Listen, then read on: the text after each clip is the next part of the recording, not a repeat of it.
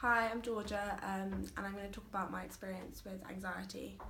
When I first developed anxiety, I initially kind of kept convincing myself that it was just a phase, that what I was feeling wasn't really legitimate, that I was kind of just stupid for feeling the way I did, and that was mainly because of my lack of communication with other people about it. But when my physical symptoms did get quite serious, my lack of eating, my lack of sleeping, I had to go get help, and I knew I did. Once I did get help, I was put on medication, and I think there's a big stigma around kind of taking medication for a mental illness. Maybe it's not proven to work. People just think that you're kind of silly for taking medication for something that's not physical, and I think that's quite frustrating, because it's something that's really, really helped me and got me through this year, and there's no shame in it at all. And once the physical symptoms started to get better, I actually started viewing my anxiety as kind of a part of me, and a part of me that I've come to accept now.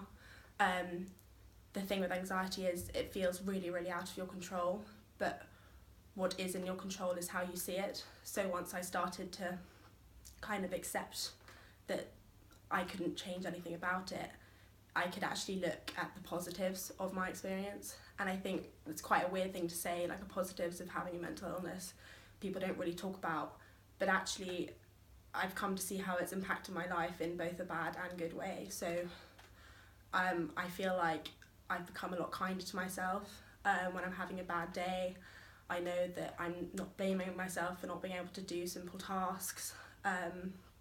I make decisions based on my own needs. So if I get invited to something I don't want to go, I just don't go. I don't feel guilty about it. I think that's something that everyone needs to implement in their life more. The other more kind of important aspect of it is that I've become a lot more open to talking about mental illness. I've come to realise that it's something that so many people suffer from, especially at this age. And if I'd known how many other people suffered from the same thing and felt the same things that I did, I would have definitely got help sooner.